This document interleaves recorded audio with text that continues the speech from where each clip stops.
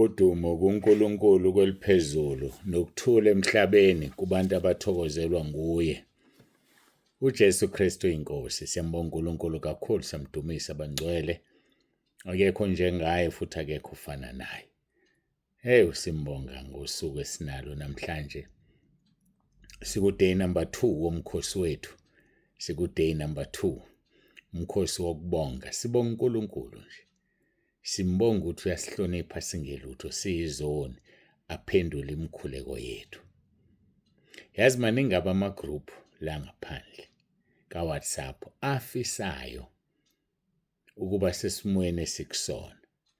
Afisayo ukuthi bathandaze baphendulwe. Nabaholi bakhona bayathandaza baphendulwa. Nabazalwane bakhona bayathandaza baphendulwa badukuze emswaneni nje. Kodwa thina uNkulunkulu wethu uyasithanda.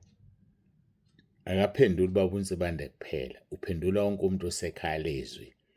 Uma umfuna nje umfunisisa ngenhliziyo yakhe yonke uzomthola. Bezisho kanjalo inkonzo zethu, umfuneni uJehova esenokuthola, July conference.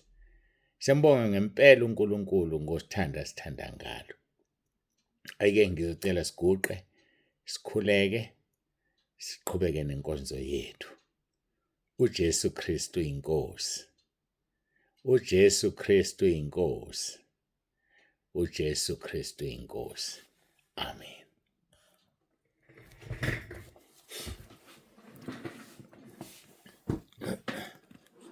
Masithandaze, ngithemba wonke umuntu uguqile. Wonke umuntu ofuna ukuba ingxenye yalomkhuleko uzojoyina kuwona ngokuguqa.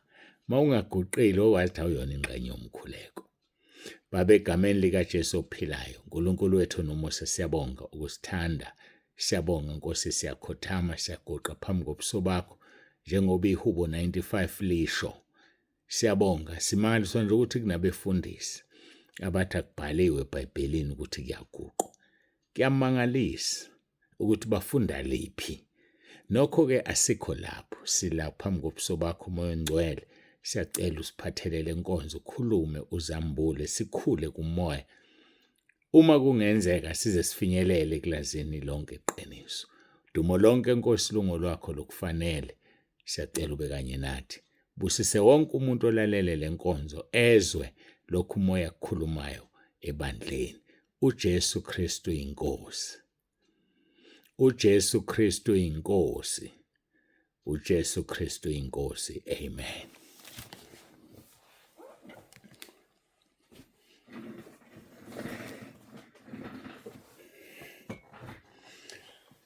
Sizofunda ke izwi lenkosi uMathewu chapter 5.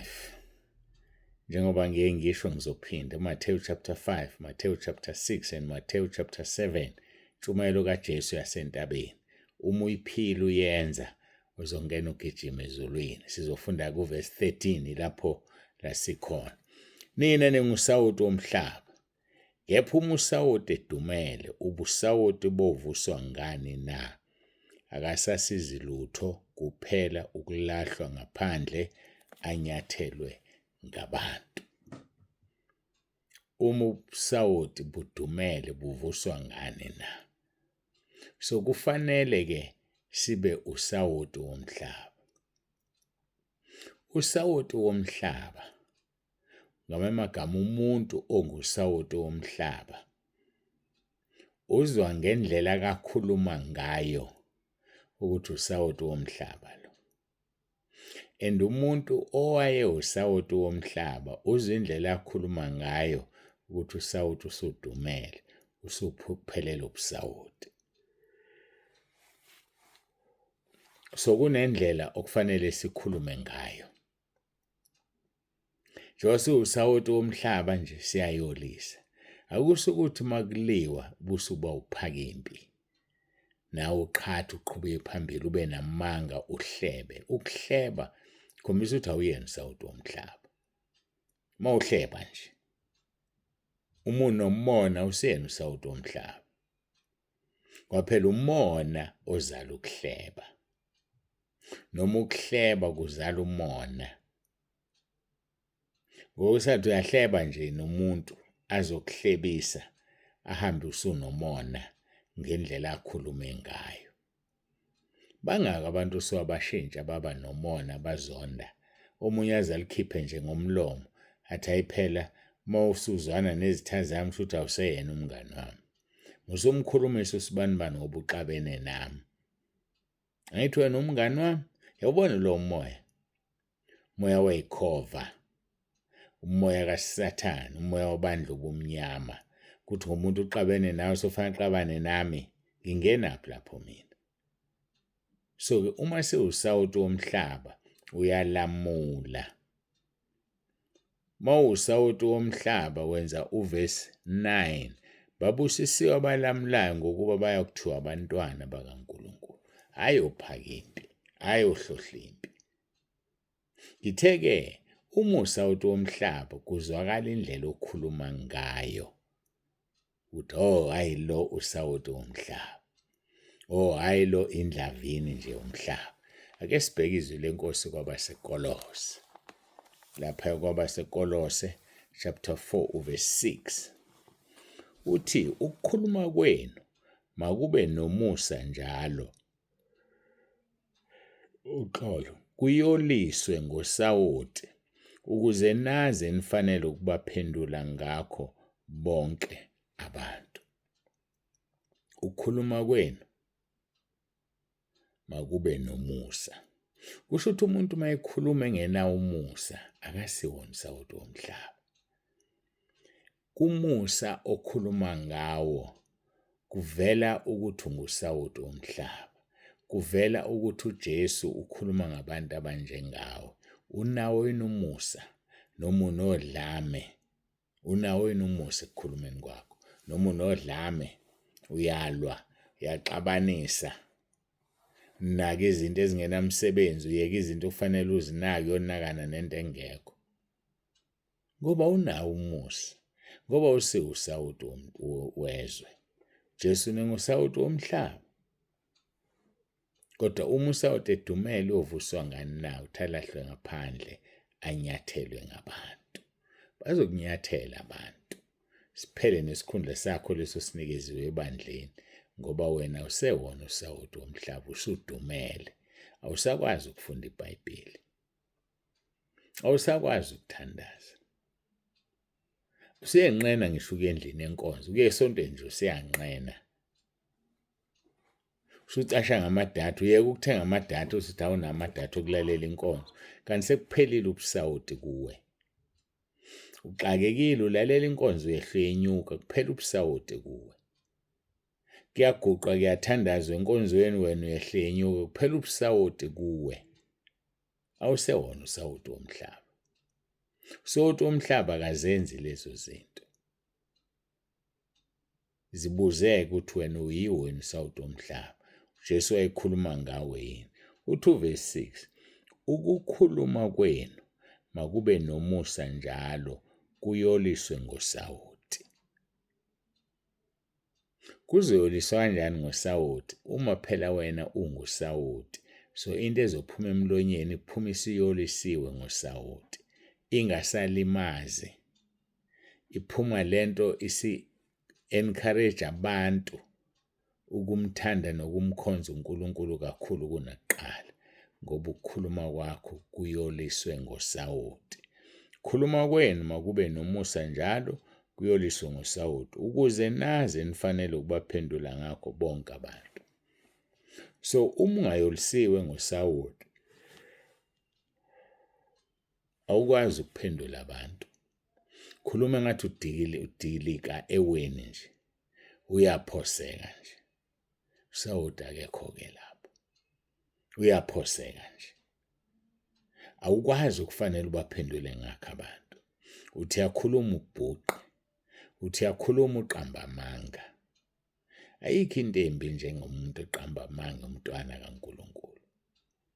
Umuntu onama-jokes angamanga engumntwana kaNkulunkulu. Sisazophendula ngosuku lokugcina. Sisazoma phambi kaNkulunkulu. Musukuba nama-jokes angamanga.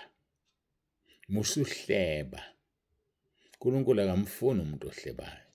uNkulunkulu amfuni umuntu onamanga. Phila impilo eright. Phila impilo emjabulisayo umoya kaNkulunkulu. Ukuze kube njalo, sibheka kuverse 5. Uthi hambani ngokuhlakanipha kubo abangaphandle, nithengisise isikhathi. Angithi uhamba ngaphandle, kufanele ube usawuti womhlaba. Hamba ngokuhlakanipha. Hayi ukuhlakanipha kwezwe nokwamadimoni, kodwa ukuhlakanipha okuvela kuNkulunkulu. Hambani ngokuhlakanipha kubo abangaphandle, nithengisise isikhathi. Ukuthengisisa isikhathi ukuseva isikhathi. Hamba ngokuhlakanipha kubo abangaphandle. Musuphila noma kanjani. Musukwenza izinto noma kanjani. uNkulunkulu ufuna sibe ngabantu abahamba ngokuhlakanipha. Hambani ngokuhlakanipha kwabangaphandle. Nithengisise isikhathi. Usheshe ukwenze okufanele ukwenze, ngoba time might be against you. Ngenzeka isikhathi simelane nawe. Usuthi sathi uyakwenza uvele afike uNkulunkulu akulande kanti awukakayenzi into okufanele uyenze. So asithengisiseni isikhathi-ke bafowethu. Sihambe ngokuhlakanipha kuba bangaphandle. Ukukhuluma kwethu makube nomusa. Kube nomusa njalo. Kuyoliswe ngosawoti ukuze nazi nifanele ukubaphendula ngakho bonke abantu, ngoba kuyoliswe ngosawoti. Kumele kuyoliswe. Umzalwane othuka inhlamba, hayi akuyolisiwe. Umzalwane ovela adilike nje. Ehle nje athi hayi phela mina ngisabe umuntu, ngizokhuluma noma kanjani. Ayisebenzi leyo nto la. Ayisebenzi nje futhi asifuni. uNkulunkulu-ke akakusize mntaka baba. Uhlale enkosini ungasuki. Uhlale nje, uhlale sokwevile. Nomoya wombuso ukuvukela, ungayishiya indawo yakho. Ungayishiya, ingalingi nje uzoyishiya indawo yakho. Hamba ngokuhlakanipha kubo bangaphandle.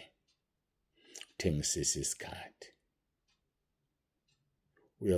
Nokukhuluma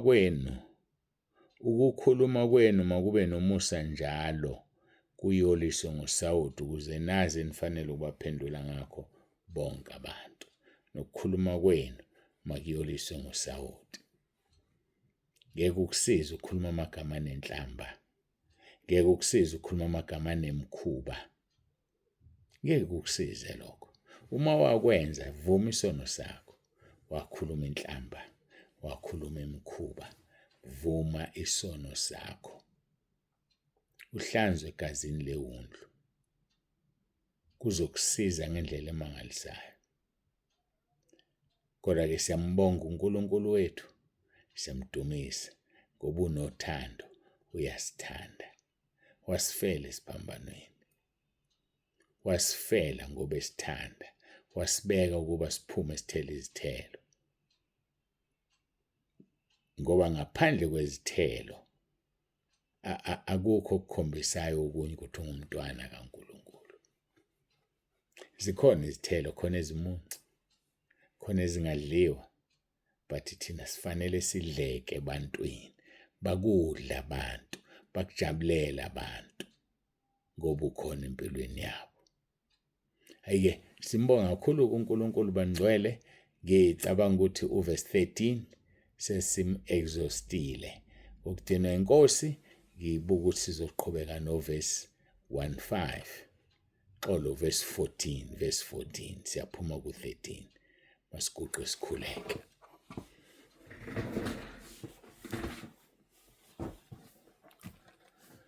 Babongcwele babolungileyo, uNkulunkulu wethu nomusa, siyathoba phambi kobuso bakho, sibonga ukuthandwa. Sibonga konke osenzele khona. Ngiyacela kuqhubeke ube kanye nathi namanje. Busise bonke abayizwile inkonzo balizwe balenze izwi lakho. Singusawoti womhlaba. La ngikhona banjani abantu bakhona? Bayawuzwa lo sawoti? Kuyolisekile ukudla? Emsebenzini-ke, kakhulu ebandleni, angiyona ni-devil worshipper. Nkosi, siza ibandla lakho lihlale kuwe lingasuki, likhonze ngeqiniso. Siyakubonga-ke Nkosi namanje ngalesi sikhathi siyakudumisa. Kwangathi uNkulunkulu angaba kanye nathi sonke. Umusa weNkosi yethu uJesu Kristu nothando lukaNkulunkulu Baba nobudlelwane bukaMoya Ngcwele makube nalo naloyo phakathi kwethu. Inkosi uJesu izibuye ilande ibandla layo. uJesu Kristu inkosi. uJesu Kristu inkosi. Amen.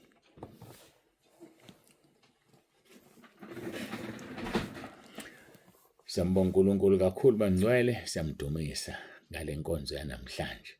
Kwangathi uNkulunkulu angakubusisa kugcine ulizwe izwi ulenze. Baba uNsibande useyavalelisa uthi uJesu Kristu inkosi. uJesu Kristu inkosi. uJesu Kristu inkosi. Amen.